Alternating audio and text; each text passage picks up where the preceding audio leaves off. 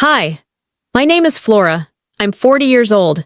And today, I'm going to tell you something I never thought I'd say out loud, let alone record for the world to hear. But I believe in truth. I believe in healing. And if even one person watches this and feels less alone, it'll be worth it. This is not a dramatic tell-all.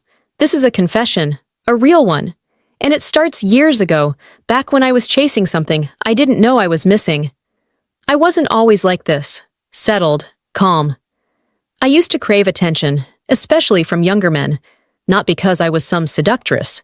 It was something else, something broken. I felt seen by them, energetic, alive, wanted. It started small, flirting at the gym, playful conversations at cafes, Instagram DMs from guys a decade or more younger than me. At first, I told myself it was innocent. I wasn't doing anything wrong, but the truth is, I was crossing lines. And that's where this story begins. I didn't go out looking for younger men, but they noticed me.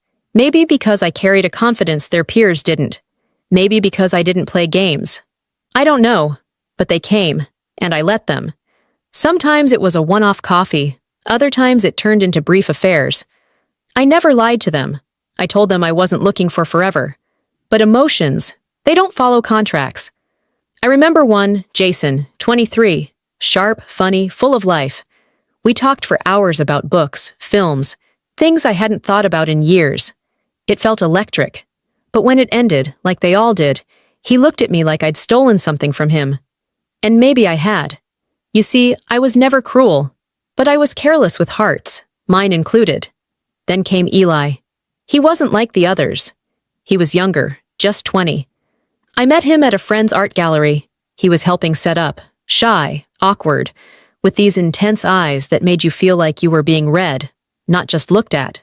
We talked, just talked, for weeks. Online, at cafes. It felt innocent at first, but something about him pulled me in. Or maybe I pulled him in. Looking back, I can't tell anymore. He told me once, "You make me feel understood." And I think that was my first mistake, trying to be everything for someone who was still figuring out who he was. One night, after dinner, we sat in my car and talked for hours. The kind of conversation where silence says more than words. He reached for my hand. I didn't stop him. Nothing happened. Not that night. But everything changed after that. The looks, the tone of his messages, the way he showed up at places I casually mentioned I'd be. I had become his focus, and I let it happen. I didn't ask myself if I should be the one guiding him or walking away. I felt flattered, needed, powerful, but those aren't reasons to let someone build their identity around you. It all came to a head one afternoon. I had been distant, on purpose. I knew it wasn't healthy. He noticed. He showed up at my apartment, unannounced. I opened the door and saw everything in his eyes. Confusion, hurt, longing. And when he leaned in to kiss me, I pulled back. He froze. I thought you felt the same," he whispered. And in that moment, I realized what I had done. I hadn't kissed him. I hadn't slept with him. But I had led him somewhere emotionally he wasn't equipped to handle. I had confused attention for affection. He had confused connection for commitment.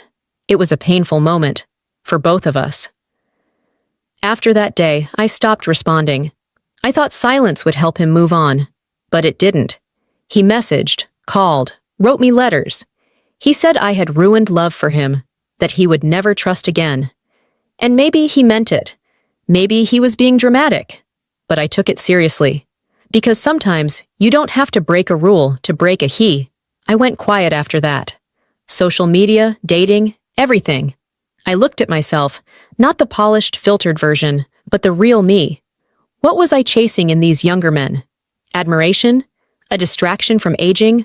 Validation? The answer was simpler. I was afraid of being invisible. Women, as we age, become ghosts in society. And I didn't want to fade. So I clung to anyone who still looked at me like I mattered. That realization broke me, but it also began to rebuild me. I started therapy. I journaled. I built friendships with women my own age. Honest, grounded relationships. And eventually, I met Daniel.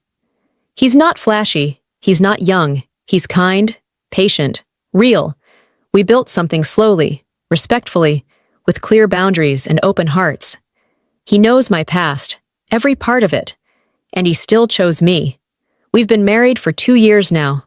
I've never felt more safe, or more seen. Do I think I'm a bad person? But I was lost. I made mistakes. I let my wounds steer the wheel. Eli, wherever you are, I'm sorry. I hope you've healed. I hope you found someone who loves you in all the right ways.